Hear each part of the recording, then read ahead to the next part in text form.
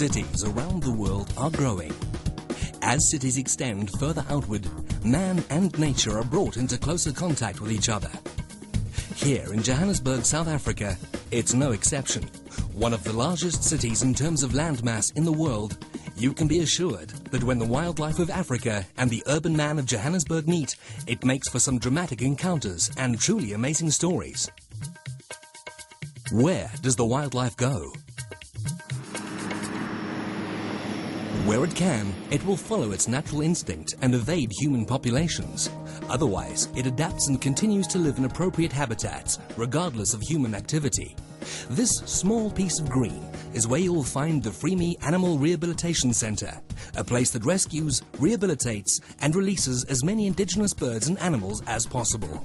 Caracal in the hedge, Dusty's in the lounge, meerkats in the garden.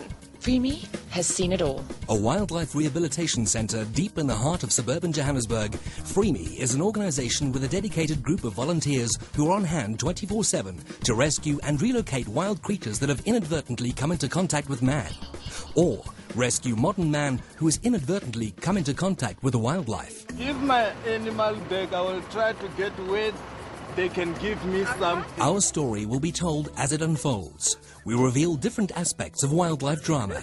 The longer you keep them in captivity, the more disservice you're doing them. And learn about wildlife and our social condition throughout each episode in a better bid to understand ourselves better. Throughout the coming weeks, we follow an extraordinary array of indigenous creatures that find themselves caught in the wake of urban development. Join Jess and the team as we explore the successes and failures of these dramatic encounters and examine our relationship with the environment. FreeMe is a charity organization with approximately 6,000 cases coming in through their doors every year and is entirely dependent on funding. It takes a lot of financial help to keep it going.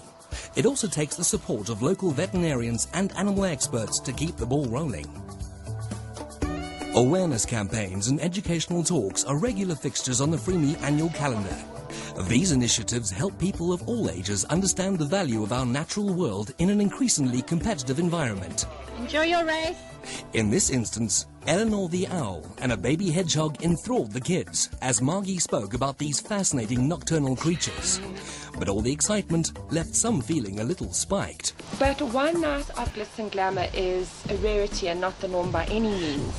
If it wasn't for the support of people like Johannesburg City Parks and sponsors, and most importantly the passion of the volunteers themselves who dedicate their time, FreeMe wouldn't be able to operate at all. It's definitely a team effort. My name's Nikki Wright and I'm the animal manager at FreeMe, so that entails running the clinic, diagnosing, treating and doing all the releases. And it's with thanks to this committed team that many heartbreaking stories have fragile hopes for a happy ending.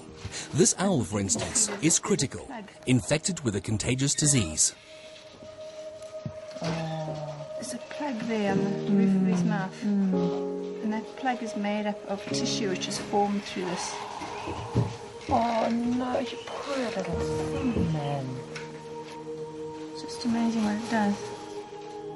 From damaged shells to broken wings, fractured limbs to missing feathers, FreeMe provides sanctuary for all creatures harmed in the conflict between man and urbanization. Far from being a cute and fluffy affair, it often has an ugly bite. The early bird catches all the worms, and at 6:30 in the morning, Nikki has a lot of hungry mouths to feed. She arrives at the center well before anyone else, so that she can tend to the cases in the clinic first. Some of the patients are already shouting their orders.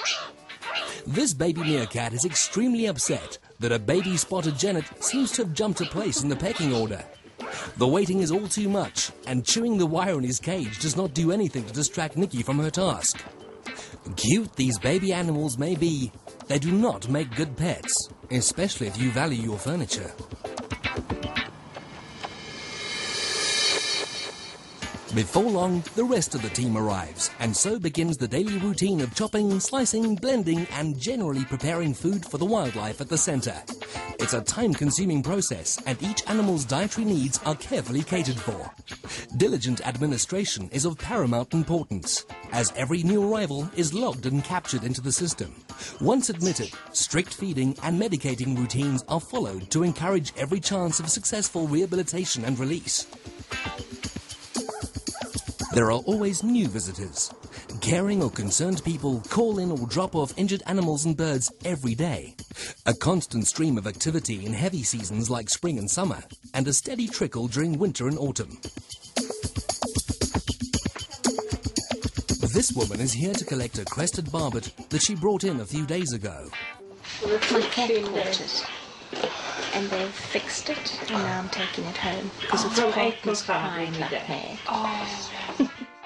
Thanks to the wonderful staff at FreeMe, the bird has made a complete recovery and is now ready to be reunited with its mate.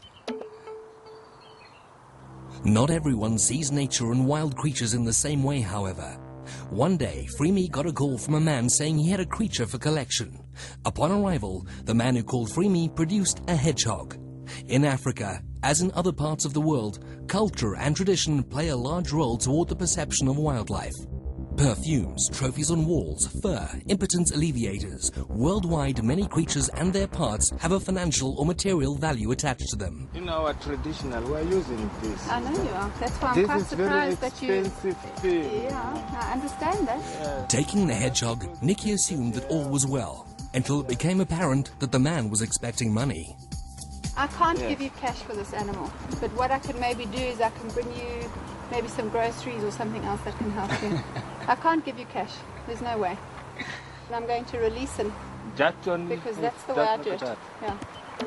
Now you're taking my thing and go.